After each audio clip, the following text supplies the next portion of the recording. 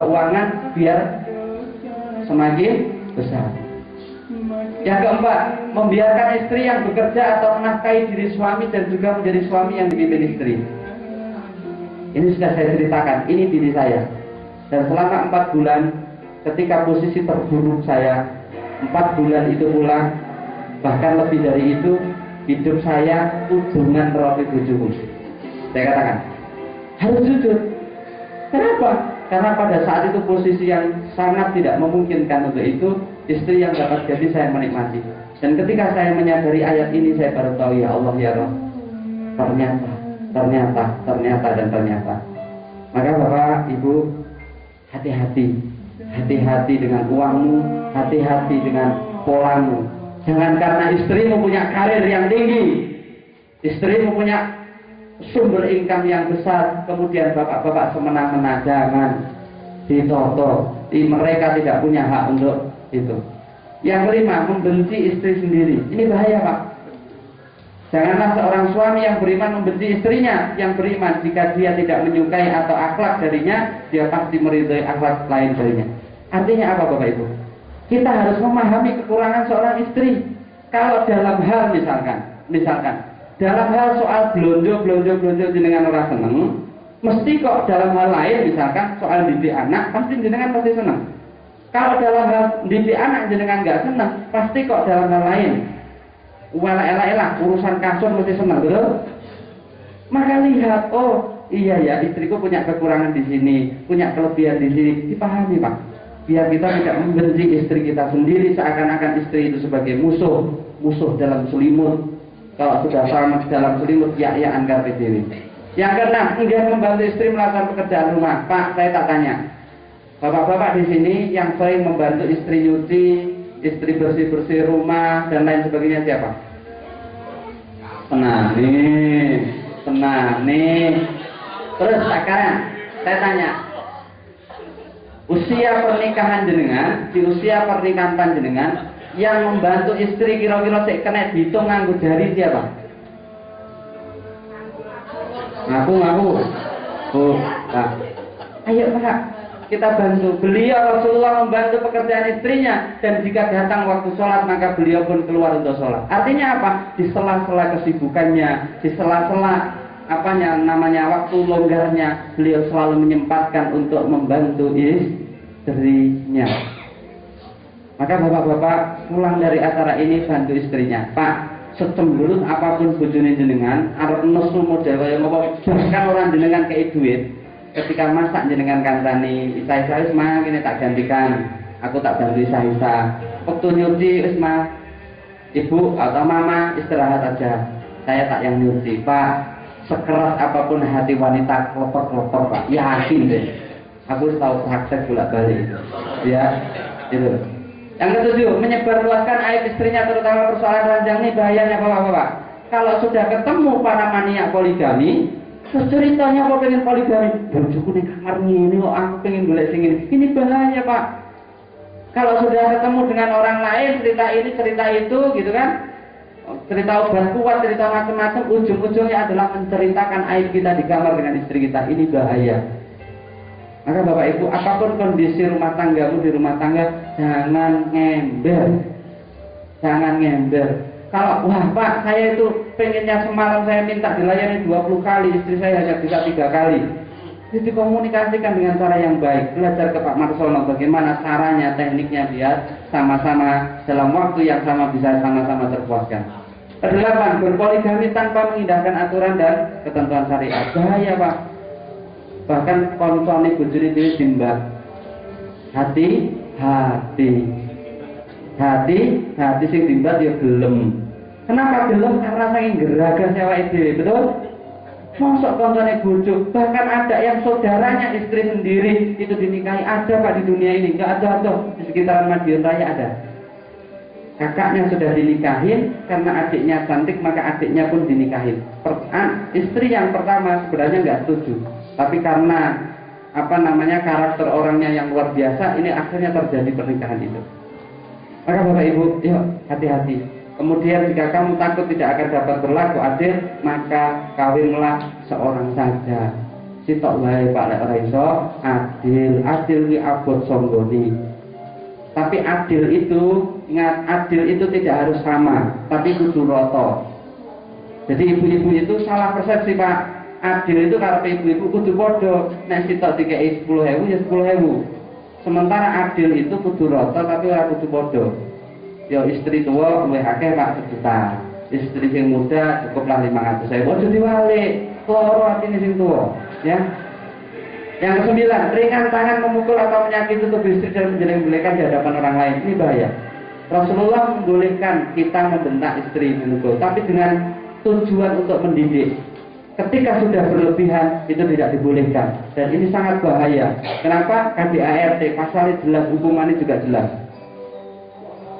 Kemudian yang terakhir adalah bersikap baik pada orang lain, tapi kepada istri perilakunya kasar, kurang ajar. Ini bahaya. Kalau kita ketemu teman di luar, ketemu wanita yang baru kenal dan lain sebagainya, sikap kita seakan-akan kita sebagai kesatria baja hitam yang keluar di tengah siang bolong. Tapi ketika di rumah sama istri kita terus saja mencaci maki, mencemooh, menjelek-jelekan istri. Ini bahaya. Bapak Ibu semuanya, pahami minimal 9 dan 10 dosa ini tadi. Kalau ini sudah dipahami, maka insya Allah suami dan istri ketika proses ngobrol bareng akan ketemu bagaimana solusinya untuk membangun visi kehidupan yang lebih baik.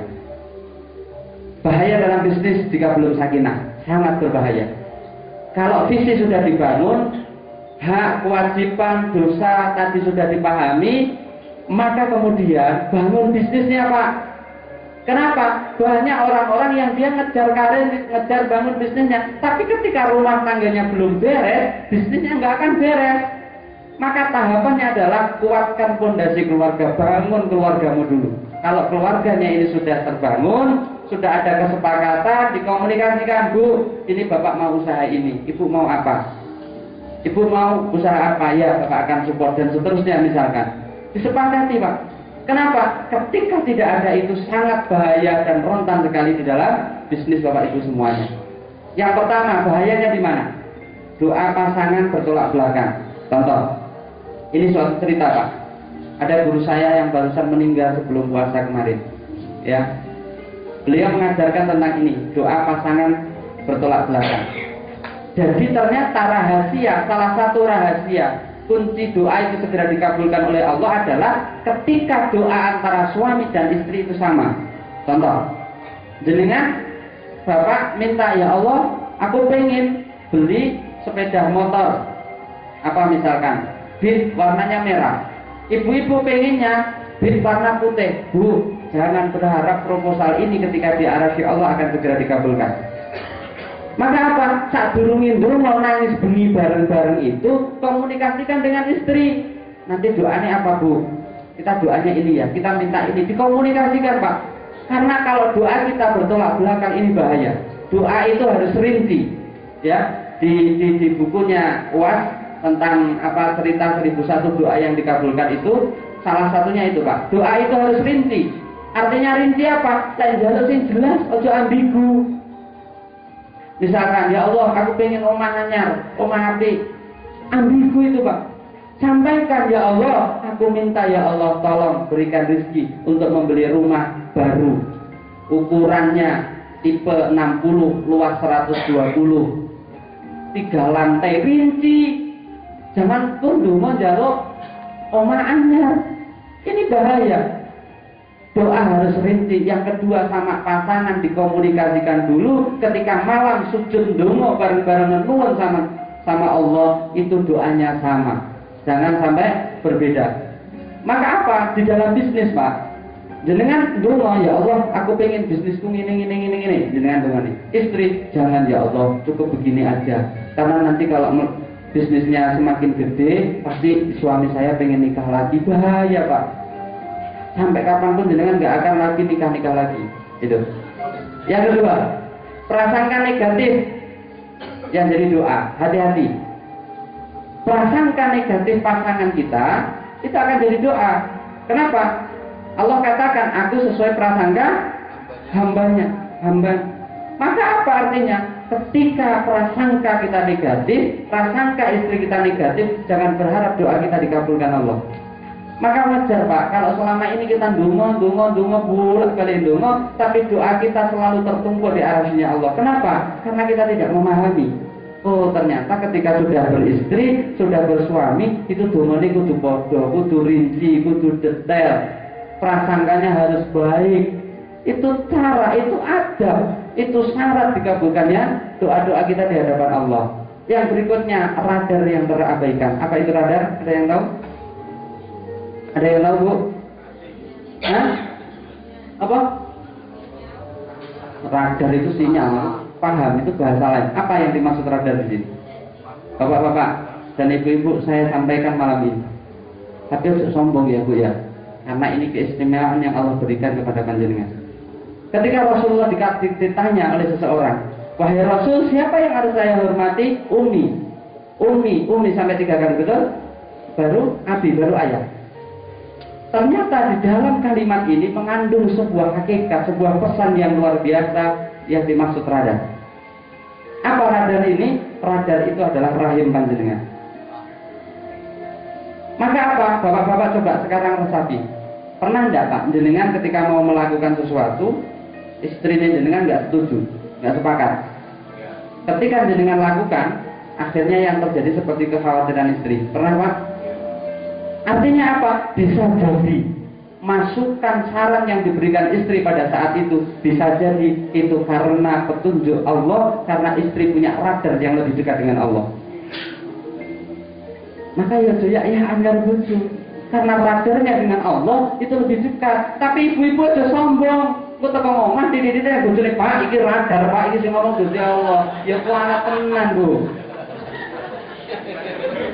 Kualat tenan. Harus dipahami radar di sini. Ketika seorang wanita itu sudah melakukan istikharah, dia sudah sholat ini dapat petunjuk, kemudian dia menyampaikan ke istri, Pak menurutku jangan. Karena feelingku nggak enak. Hasil istikharahku begini, maka insya Allah itu yang disebut radar. Tapi kalau 2 syarat itu belum terpenuhi, ojo percaya lagi radar Pak, tipu-tipu biasa nih, gitu ya. Pahami itu. Maka manfaatkan radar dari istri itu untuk mencapai doa-doa panjenengan dikabulkan oleh sama Allah. Yang berikutnya adalah rezeki yang sempit, karena prasangka dan lain sebagainya rezeki yang sempit. Gini, Bu. Allah menjamin setiap rezeki setiap orang, betul?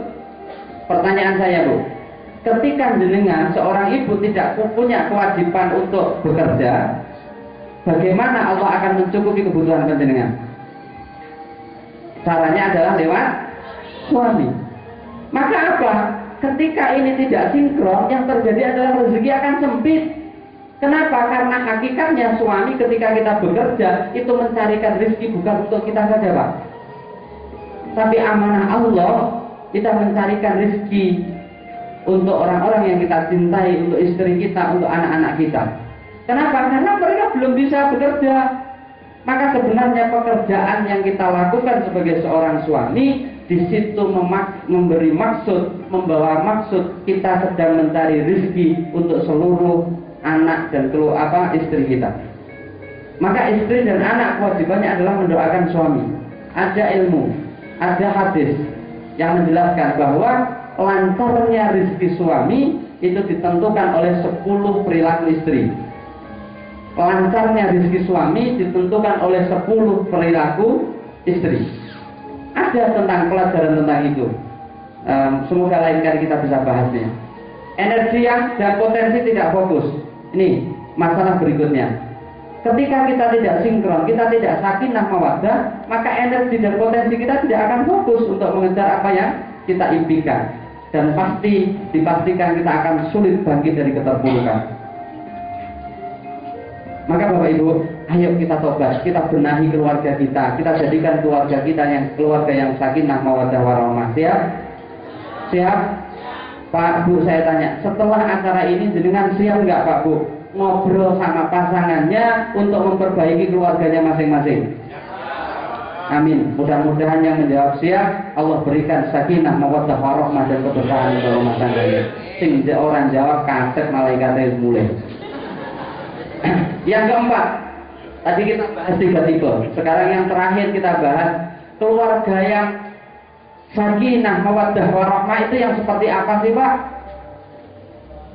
nih rumahku adalah surgaku. Inilah tipe samaran. Maka bagaimana kita mewujudkan keluarga yang sakinah?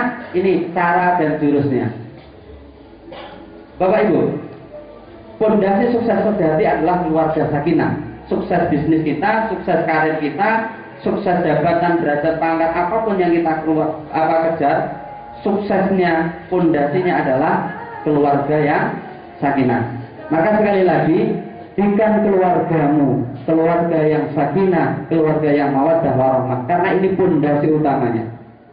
Nah, pertama, pahami ini Bapak Ibu. Membini harus membina, memahami makna pasangan dan ridho pada kenyataan. Tadi sudah kita ulas.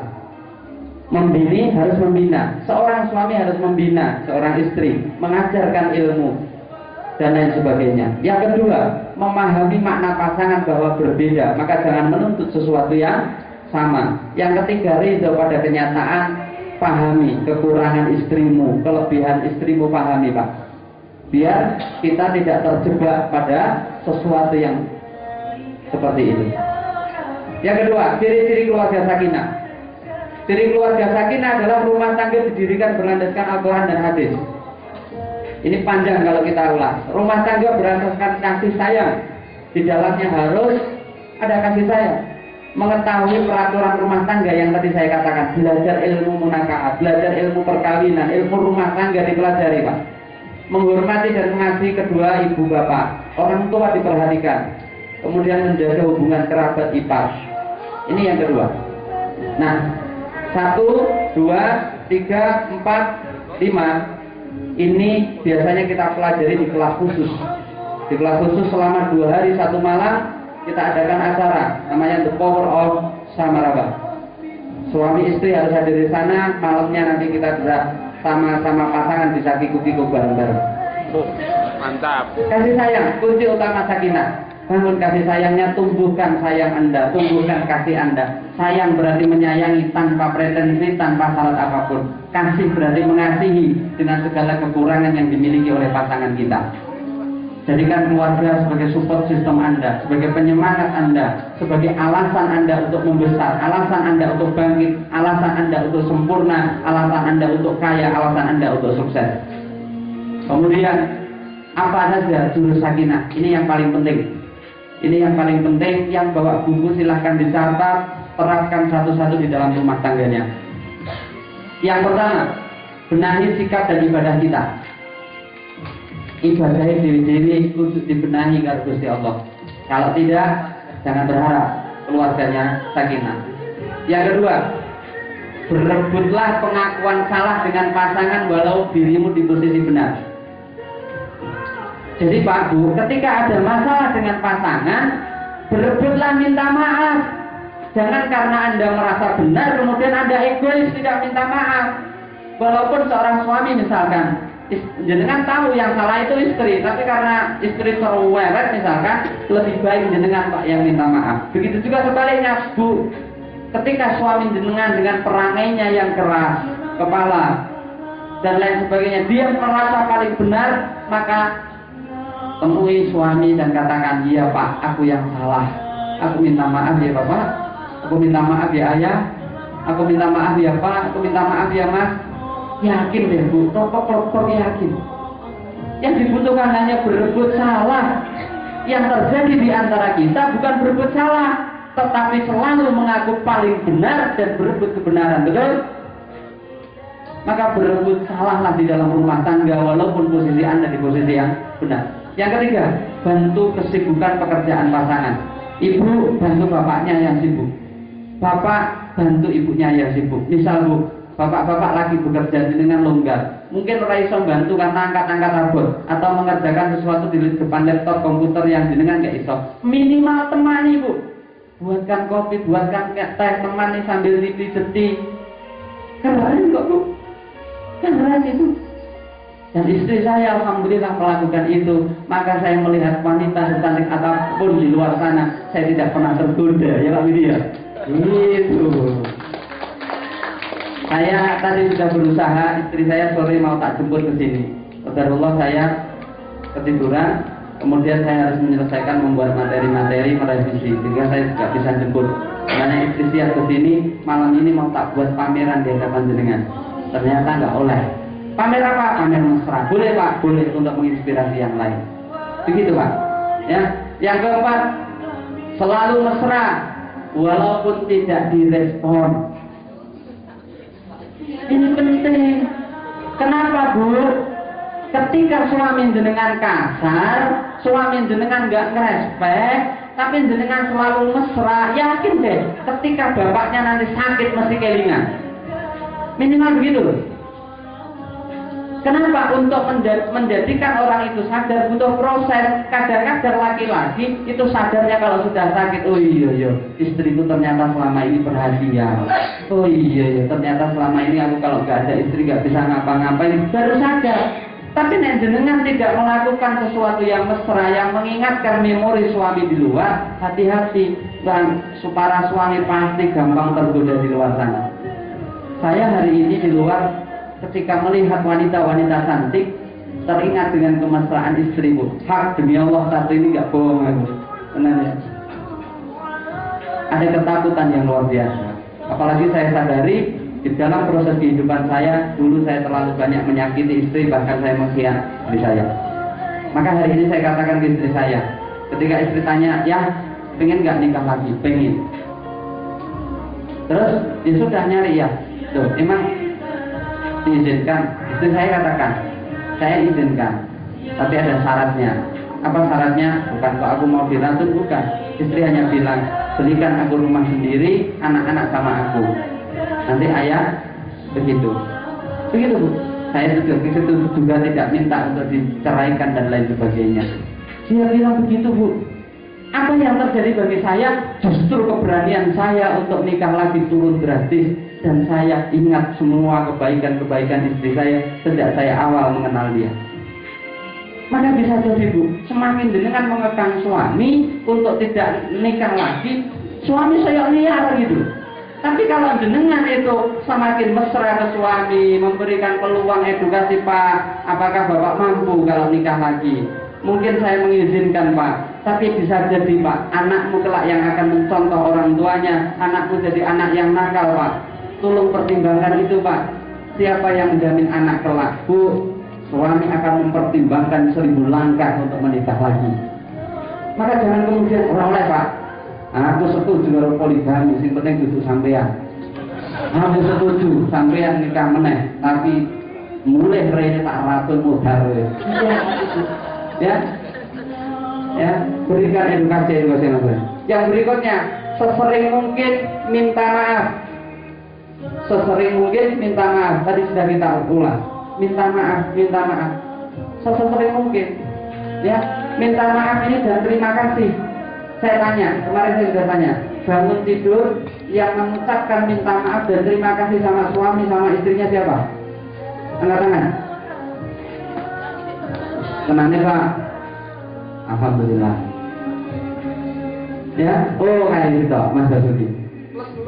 Plus pelukan. Jadi bangun tidur, entah malamnya itu kumpul bareng atau enggak, bangun tidur sampaikan, Ma, Bu, ya minta maaf ya selama ini begini. Terima kasih bimbinganmu, terima kasih uang belanjanya, terima kasih ini. Terus bimbing aku, peluk, Bu, apa Bu? Arep nakal neko-neko ning jowo kelingan sing ngono kuwi ora nek itu nakal. Tapi seringkali kita menuntut suami kita harus berbuat baik, sementara seorang istri tidak melakukan itu. Begitu juga sebaliknya. Ya. Yang berikutnya, makan minum sisa makanan minuman pasangan. Nih, sering-seringlah makan sepiring berdua, bapak-bapak. Ya, ini termasuk saya sendiri. Ya, termasuk saya sendiri. Saya seringkali makan itu yang kalau sisa istri yang menghabiskan.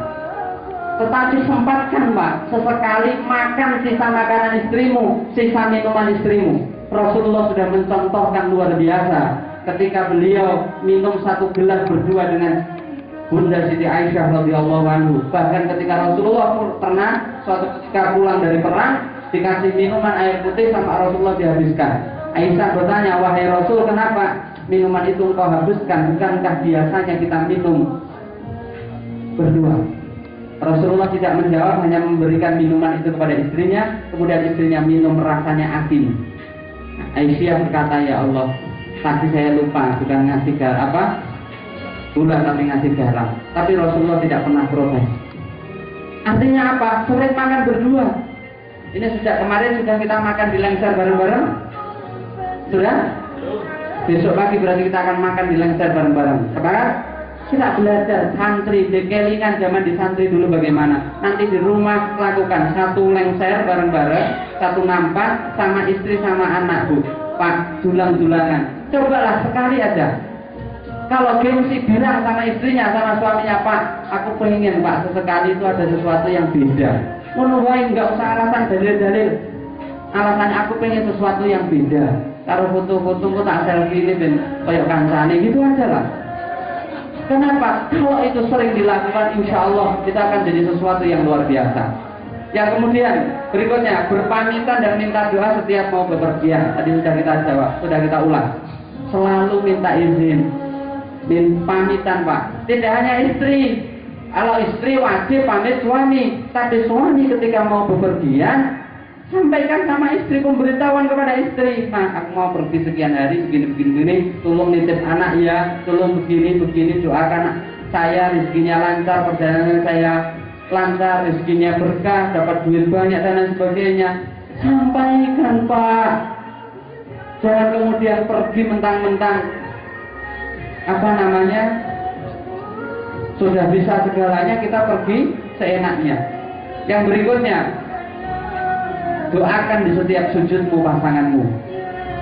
Ini seringkali bahkan, saya tanya, ketika panjenengan sholat 5 waktu, ya, atau setelah sholat deh, atau sholat malam deh, ya, yang dalam sebulan mendoakan pasangannya lebih dari 10 kali siapa?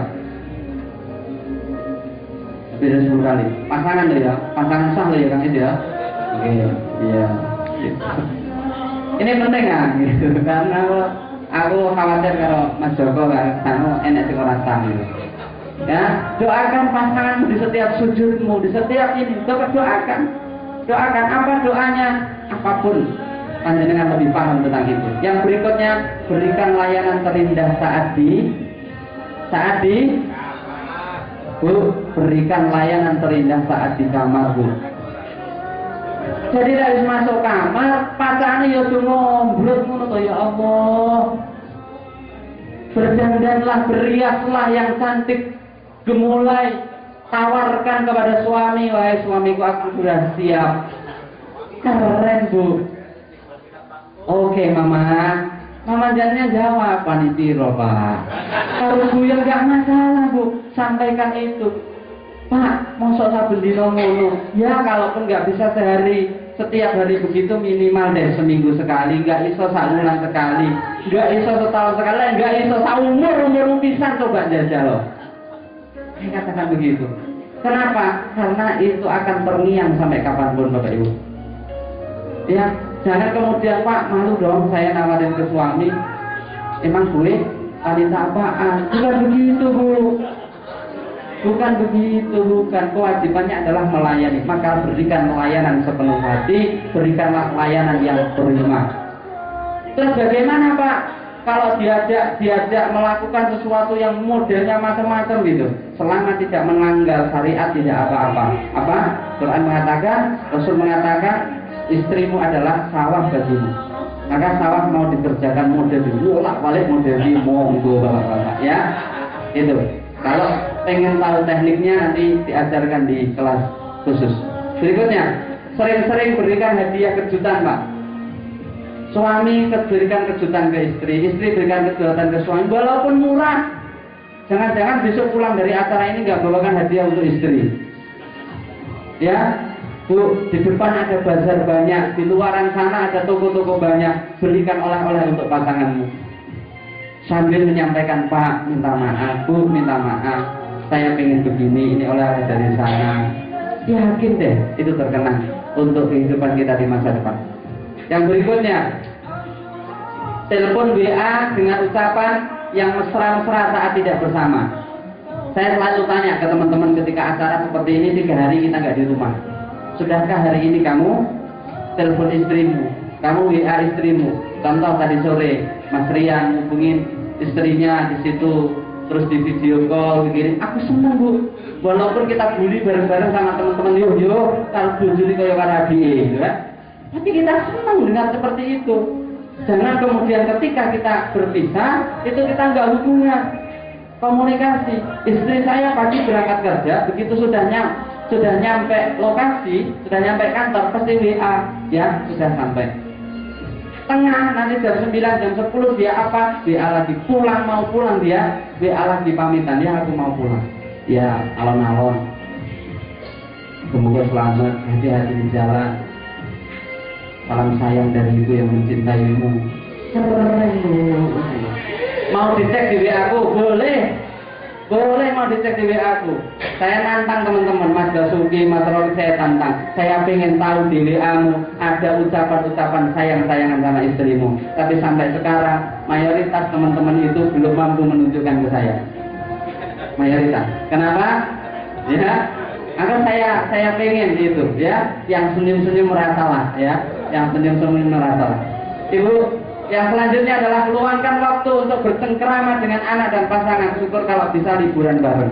Dijadwalkan kapan liburan bareng. Kalau nyampe rumah, Pak, contoh ya, kemarin hari Kamis saya pulang dari Purwokerto, nyampe rumah jam 2:30 sore. Saya nggak ganti pakaian, nggak apa, saya ini taruh semuanya. Kenapa? Karena harus ngantar istri ke dokter. Istri saya antar ke dokter sampai ada maghrib. Setelah itu apa? Saya bersengkrama dengan anak. Kenapa? Sebelum anak tidur. Ketika anak sudah tidur, saya ke rumahnya Mas Basuki. Kenapa Pak? Ini penting, walaupun momennya hanya sesaat, manfaatkan waktu sesaat itu untuk bersengkrama dengan istri kita, dengan anak-anak kita. Begitu pulang dari Mas Basuki, karena sudah 5 hari nggak di rumah, ya gitu loh. Ya. Ajak sholat malam berjamaah, ini penting. Ya, terakhir, ajak sholat malam pasanganmu berjamaah bareng-bareng. Lek ra gelem diguyur banyu. Saya selalu ngomong sama istri saya, Mah, kalau malam saya nggak bangun malam, kecuali memang kondisiku ngedrop, silahkan ambil air di kamar mandi, siram aku dengan air. Kalau aku marah, maka tuntutan aku ke polisian, aku ikhlas. Saya katakan begitu, Pak. Kenapa? Karena kadang-kadang untuk sholat malam kita bisa dipaksa, betul? Salah satu cara memaksa diri kita adalah kita menciptakan orang-orang lain yang memaksa kita. Teman-teman alumni, kita punya grup Riyadhah. Di situ setiap malam saling menelpon satu grup untuk mengingatkan sholat malam. Wes nggak ngereken, alarm dimpakno, bantere ora umum ya ora tangi. Digugah bocor ora tangi, terus apa meneh, Pak? Kamu diguyur banyu ikhlas enggak? Maka buat kesepakatan itu Bapak Ibu semuanya. Bapak Ibu sahabatku semuanya, jurus-jurus ini lakukan untuk membangun keluarga kita semakin sakinah, keluarga kita semakin berkah sebelum terlambat dan kita menyesal karena kita telah menyia-nyiakan cinta dan kasih sayang dari orang yang kita cintai selama ini. Bapak Ibu sahabat, sebelum saat itu tiba, muliakanlah pasanganmu, muliakanlah suamimu, muliakanlah istrimu. Pahami hak dan kewajibanmu, belajarlah ilmu-ilmu nikahan, ilmu-ilmu pernikahan. Terapkan ilmu-ilmu sakinah mawaddah di dalam keluargamu semuanya. Yang terakhir, saya malam hari ini ingin memberikan sebuah kehormatan yang luar biasa untuk sahabat, guru, dan kawan saya yang terhormat. Satu pasangan yang hadir dari kota Sidoarjo, Mas Rofik dan istri, saya minta untuk ke depan. Yuk kita nyanyi bareng-bareng.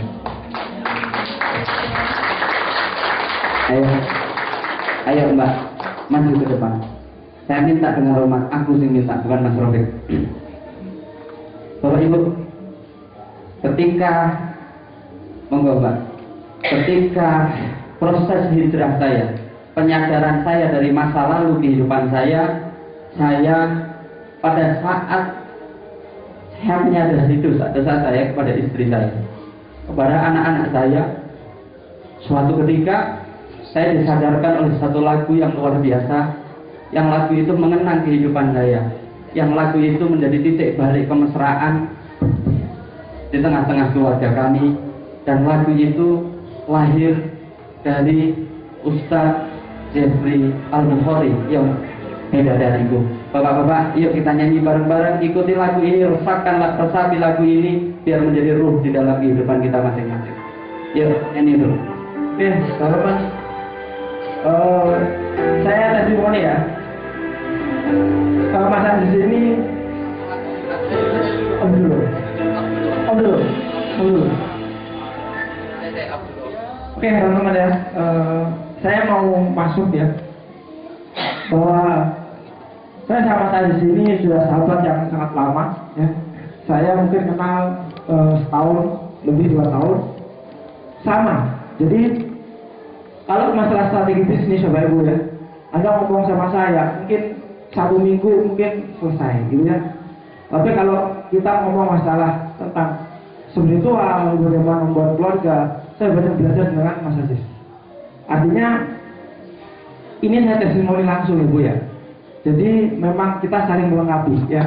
Jadi saya ingin mengingatkan teman-teman, nggak usah gengsi untuk belajar sama siapapun. Sama Mas Aziz juga sama.